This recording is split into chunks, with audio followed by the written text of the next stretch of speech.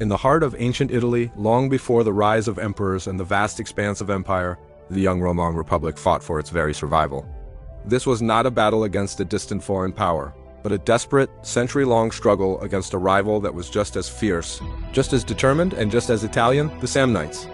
This is the story of how Rome was forged in the crucible of the Samnite Wars, a conflict that would define its destiny and pave the way for its conquest of the world. The first clash came unexpectedly. For centuries, the Samnites, a powerful confederation of highland warriors from the Apennine Mountains, had been the dominant force in central Italy. But in 343 BC, their expansionist ambitions collided with Rome's when the city of Capua, threatened by Samnite aggression, pleaded for Roman protection. The First Samnite War was short but sharp. In the ensuing battles, the disciplined Roman legions faced the ferocious Samnite warriors for the first time. Though the conflict ended in a fragile truce, Rome had proven it was a power to be reckoned with, setting the stage for a much larger, more devastating confrontation. That confrontation, the Second Samnite War, erupted in 326 BC and would rage for over 2 decades. It was a brutal slog fought in the treacherous mountain passes of Samnium.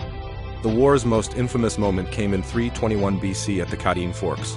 The Samnite general, Gaius Pontius, brilliantly outmaneuvered the Romans, luring 2 entire consular armies into a narrow, inescapable gorge. Trapped and facing starvation, the Romans were forced into the ultimate humiliation. In a scene that would be seared into the Roman psyche, the disarmed soldiers were forced to pass, one by one, under a yoke of spears, a profound symbol of subjugation. This disgrace, however, did not break Rome. It remade it. The Republic responded with grim determination, initiating sweeping military reforms. The rigid Greek-style phalanx was abandoned for the flexible manipular legion, a system of smaller, more adaptable units perfectly suited for mountain warfare. Rome then launched a relentless counteroffensive. Legions pushed deep into enemy territory, building fortified roads and systematically dismantling Samnite strongholds. This long, grinding war of attrition culminated in the decisive Roman victory at the Battle of Bovianum in 304 BC, forcing the exhausted Samnites to sue for peace. But the struggle was not over.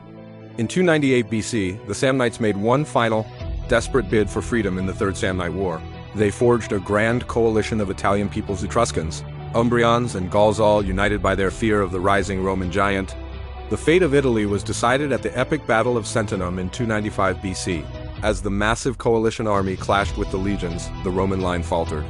In a legendary act of self-sacrifice, the consul Publius Decius must perform the asterisk devotio asterisk, charging alone into the enemy ranks to his death to rally his men and secure divine favor.